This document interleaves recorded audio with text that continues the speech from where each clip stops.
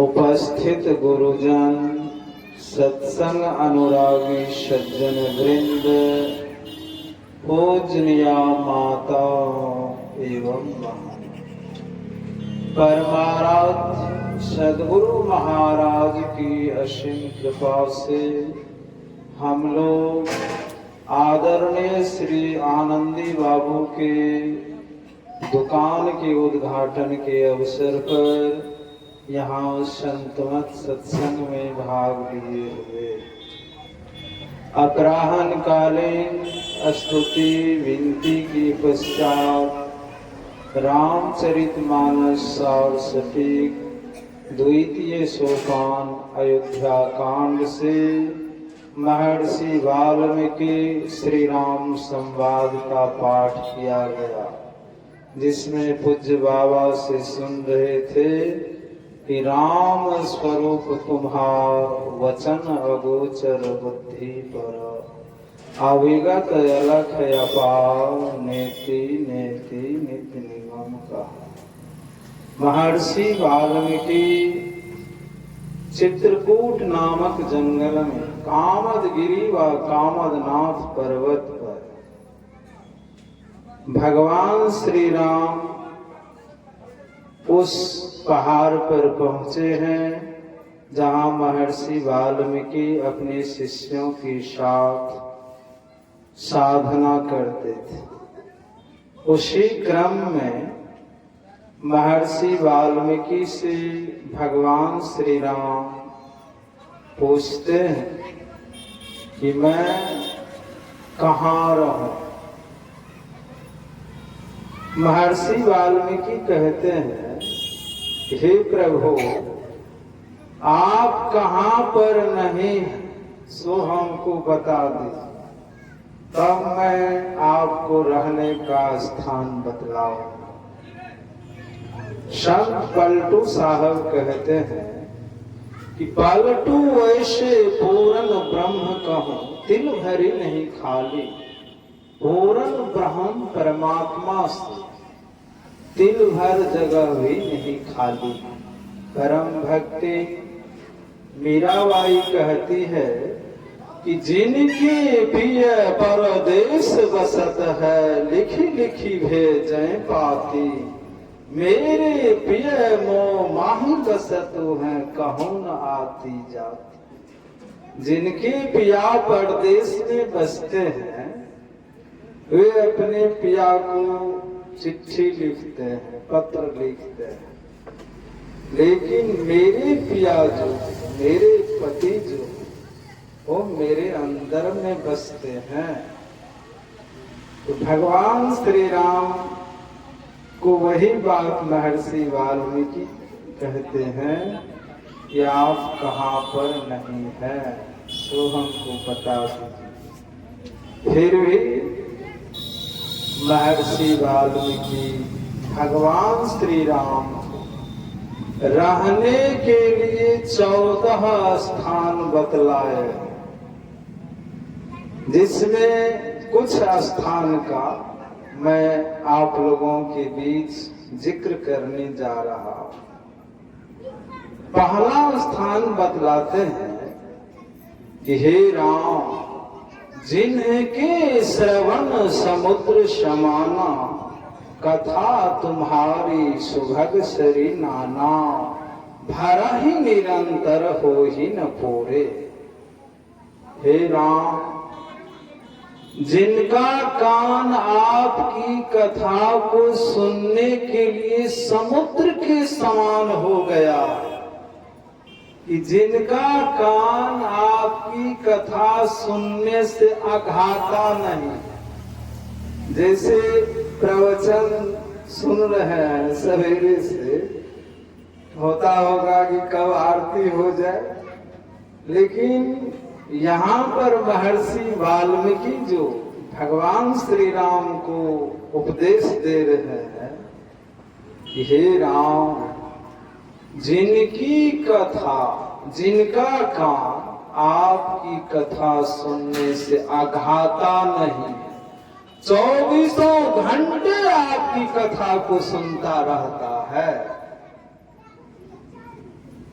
प्रवचन कोई 1 घंटा 2 घंटा 3 घंटा 4 घंटा कर सकता, अधिक से अधिक 5 घंटा 6 घंटा बोल सकता, 12 घंटा या 24 घंटा तो कोई प्रवचन नहीं कर सकता।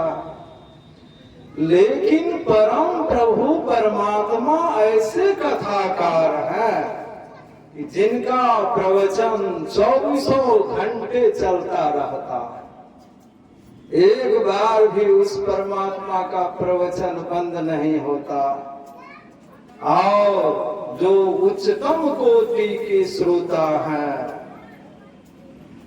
वो 24 घंटे परमात्मा के प्रवचन को सुनते रहते हैं। उसको नींद नहीं आती है, आलस्य नहीं आता है, ऊंघ ही नहीं लगती है उसको। वो नींद को जीते हुए होते हैं। सुनते होंगे ना कि लक्ष्मण जी 14 साल तक भगवान राम के साथ जो वनवास में रहे तो सोए ही नहीं। बिचारी साधारण योगी थे, नींद को जीते हुए थे और 14 साल तक कुछ खाए भी नहीं। बिचारे कैसे योगी थे। गुरु महाराज प्रवचन क्रम में कहते हैं कि प्राचीन काल में योगी लोग हवा पी करके रहते थे। बहुत योगी ऐसे थे तो हवा भी नहीं पीते थे। सुनते हैं ना प्रवचन में कि वो सती जो साधना की है, बहुत दिन तक जल पी करके रही, बहुत दिन बेलपत्र खा करके रही, बहुत दिन हवा पी करके रही, उसके बाद हवा भी पीना बंद कर। साधारण योगिनी नहीं थी वह। इसलिए भगवान श्री राम को महर्षि वाल्मीकि जो बतला रहे हैं कि हे राम, जिनका कान आपकी कथा सुनने से अघाता नहीं है, जिनके श्रवण समुद्र समाना, कथा तुम्हारी सुभग सरिनाना, भड़ा ही निरंतर हो ही न कोई। ऐसे जो भक्त हैं उसका हृदय मंदिर तुम्हारे रहने का सुंदर घर है। हे राम, उसके हृदय मंदिर में जाकर तुम निवास करो, केवल अयोध्या के मंदिर में नहीं रहो। जिस भक्त का काम तुम्हारी कथा को सुनने से अघाता नहीं है, निरंतर दिन रात तुम्हारी कथा को सुनता रहता, 24 घंटे ऐसे भक्तों का जो हृदय है वह तुम्हारे रहने का सुंदर घर है। तुम उसके हृदय में जाकर निवास करो। ये क्या है?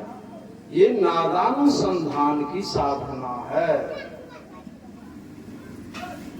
24 घंटे निरंतर जो परमात्मा के नाद को सुन रहा, अंतर्नाद को सुनता है, कहते हैं उसी का हृदय जो है तुम्हारे रहने का सुंदर घर है। फिर महर्षि वाल्मीकि भगवान राम से कहते हैं, हे राम, लोचन चातक जिन्ह करी राखे, नितर ही सरित सिंधु सर अभिलाखे। हे राम, जिनका आंख चातक पक्षी के समान हो गया, जिस प्रकार चातक पक्षी स्वाति नक्षत्र के सिवा और किसी नक्षत्र को नहीं देखती, एकमात्र स्वाति नक्षत्र का ही वह आदर करती। ज्योतिष शास्त्र में 27 नक्षत्र का वर्णन किया गया।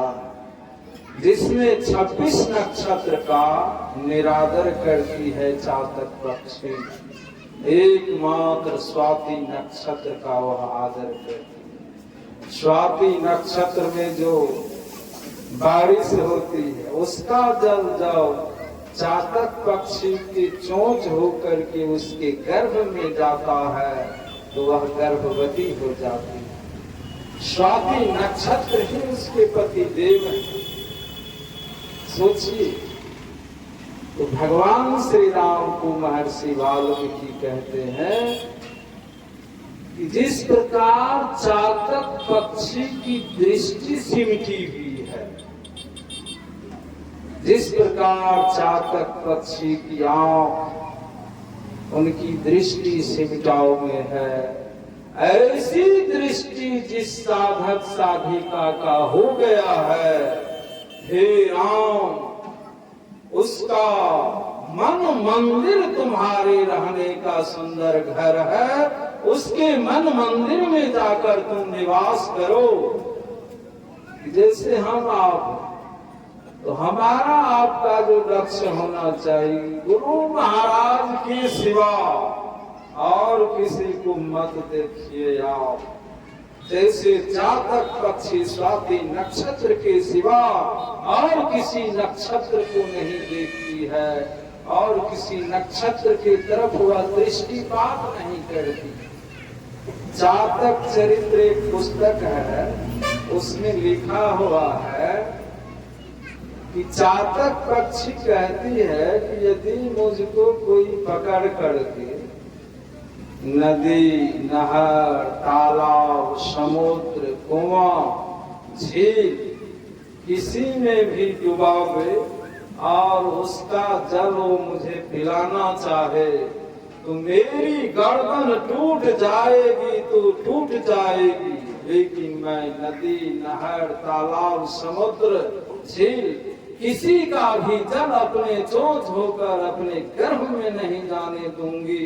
यदि वो जल मेरे गर्भ में जाएगा तो मेरा पाति व्रत धर्म नष्ट हो जाएगा। मैं इतनी पतिव्रता हूँ कि उस जल को अपने अंदर नहीं जाने दूंगी।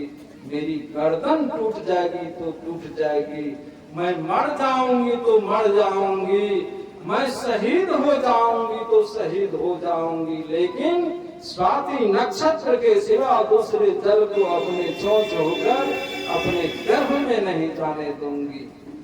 ऐसी दृष्टि, ऐसी एक निष्ठता चातक पक्षी में है। चातक पक्षी की समान हमारी दृष्टि होनी चाहिए कि लोचन चातक चिन्ह करी राखे, निदर ही सरित सिंधु सर यभिलाखे, रूप बिंदु जल हो ही सुखारी। यो बिंदु ध्यान आपको करना होगा। परमाराध्य सदगुरु महाराज समझाते हैं कि लंबा मार्ग दूरी घर विकट पंथ बहुमार, कहो संतों क्यों पाइए दुर्लभ हरि दीदार। परमाराध्य कहते हैं कि विकट क्या है, समझाते हैं कि दोनों आंख की संभाल, ये दोनों दृष्टि जो है इसकी संभाल बड़ा विकट काम है। जो इस आंख को संभाल लिया वो मन को भी संभाल लेगा।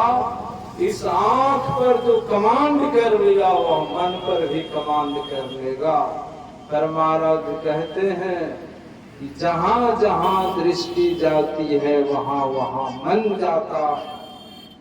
यदि दृष्टि आपकी कहीं नहीं जा रही है तो मन भी कहीं नहीं जाएगा।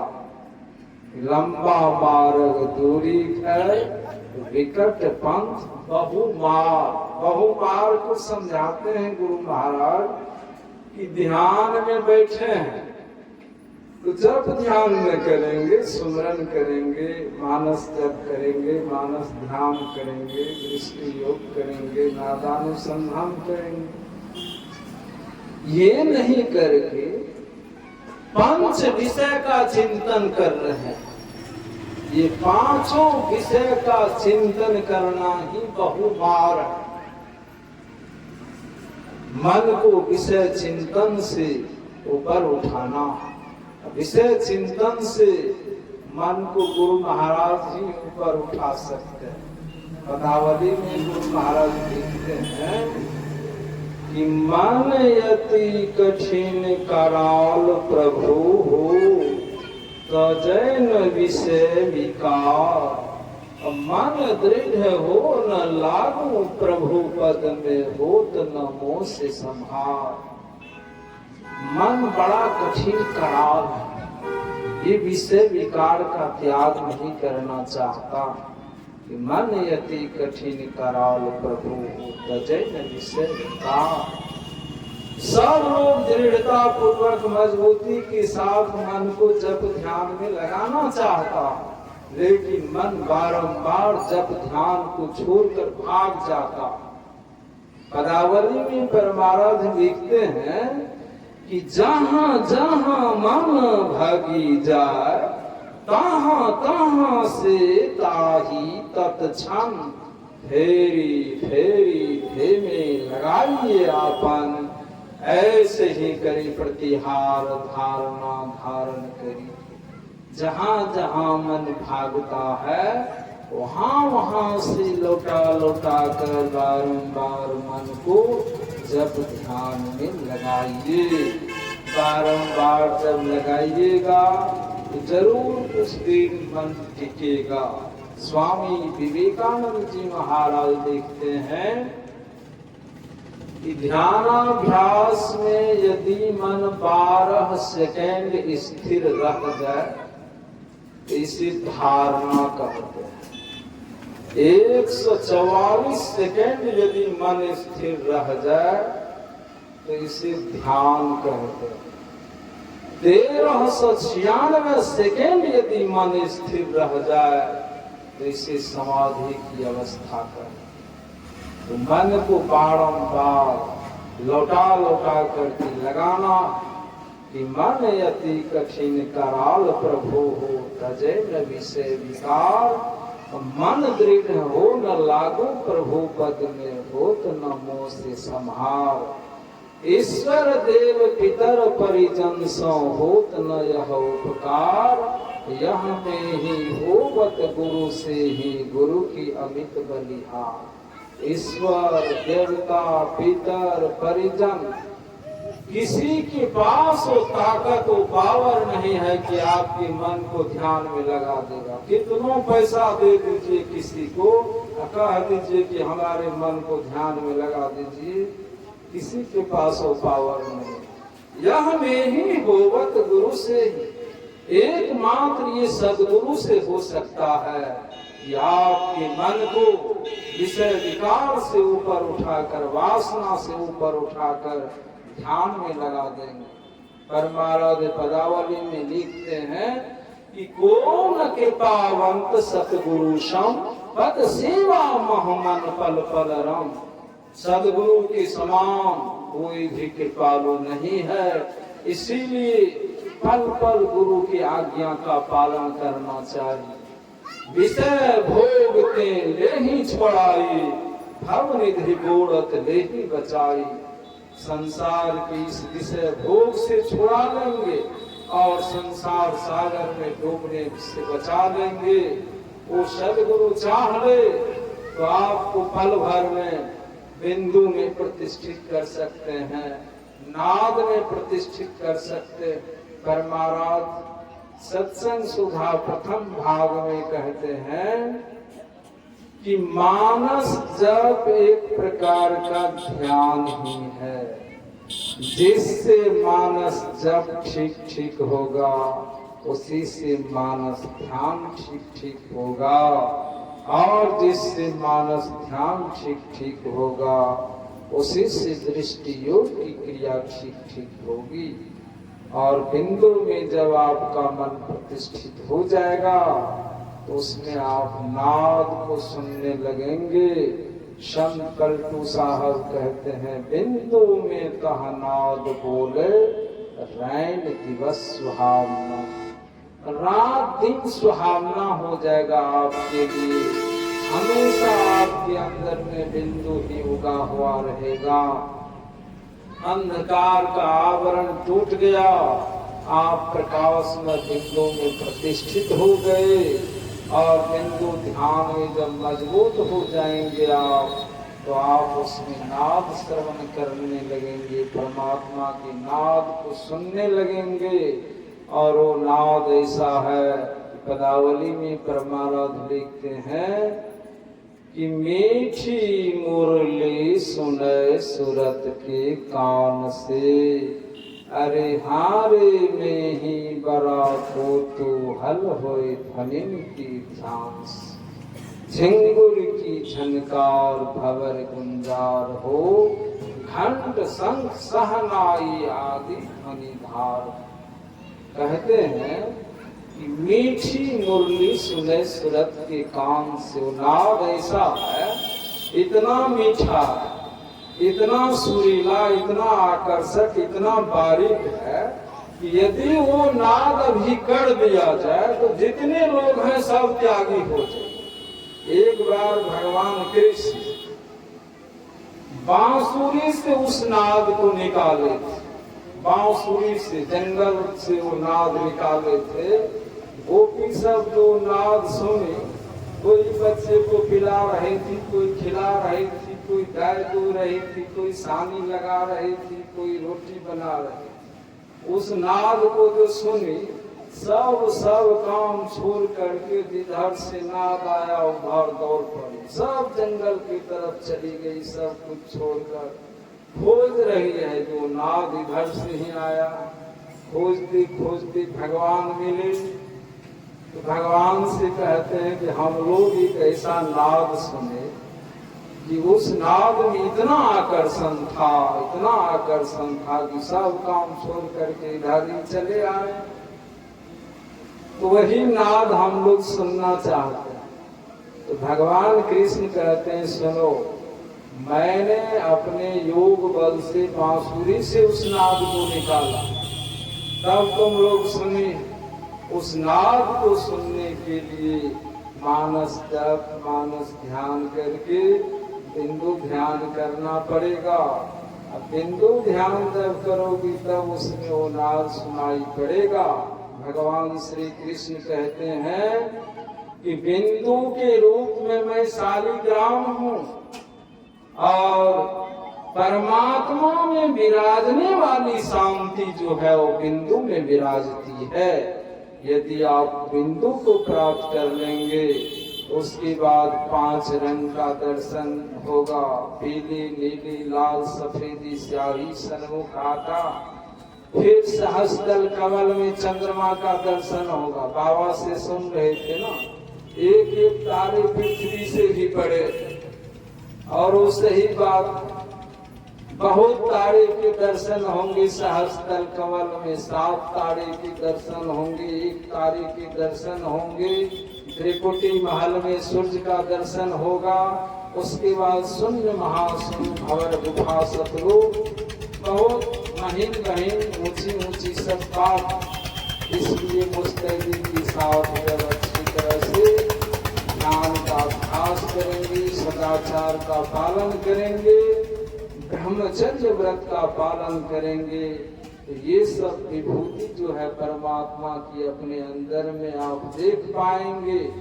धर्म शास्त्र में वर्णन आया है कि एक बार झूठ बोलने से 40 दिन के ध्यान भजन सत्संग का रस सूख जाता। 40 दिन तक आप ध्यान भजन सत्संग किए, एक भी झूठ नहीं बोले, 41वां दिन एक झूठ बोले हैं, तो 40 दिन के ध्यान भजन सत्संग का रस सूख गया। और एक बार ब्रह्मचर्य व्रत को खंड करने से 40 दिन तक आपका मन चंचल रहेगा, ध्यान में मन स्थिर नहीं होगा। इसीलिए राजगीर, हरिद्वार, दिल्ली सत्संग में गुरु महाराज अपने प्रवचन क्रम में कहते हैं कि तप असल में ब्रह्मचर्य पालन को कहते हैं। जो अच्छी तरह ब्रह्मचर्य पालन करे तो वह अच्छा तपी है। शरीर को तपावे और ब्रह्मचर्य का ध्यान नहीं रखे वह उत्तम तप नहीं है। वीर्यवान को भजन करने में बल मिलता और श्रीमद् भगवद गीता में भगवान श्री कृष्ण कहते हैं कि ब्रह्मचर्यानुष्ठान ही तपस्या है। तो बंधुओं, कहने सुनने का अंत नहीं है। परमाराध सदगुरु महाराज कहते हैं कि कहने और सुनने का उतना महत्व नहीं है जितना कि कर्म करने का महत्व है। परमाराध सदगुरु महाराज की असीम कृपा से हमारे आनंदी बाबू बड़े ही उदारता पूर्वक उदार हृदय से दुकान के उद्घाटन के अवसर पर संत मत सत्संग का आयोजन कर इस क्षेत्र के लोगों को संत मत का ज्ञान ध्यान दिलाने का प्रयास किए हैं। इसके लिए गुरु महाराज की ओर से अनेक धन्यवाद है। और गुरु महाराज की कृपा से यहाँ जो दुकान खुला उसमें सच्चाई और ईमानदारी से उचित रेट पर जनता की सेवा होती रहे, यही मंगल कामना है। सुनाने के क्रम में जो त्रुटि भी होगी और अशिष्टता बरती गई होगी उनको आप लोग अपना अबोध बालक समझकर मुझे क्षमा करेंगे। और मैं एक पुस्तक लाया हूँ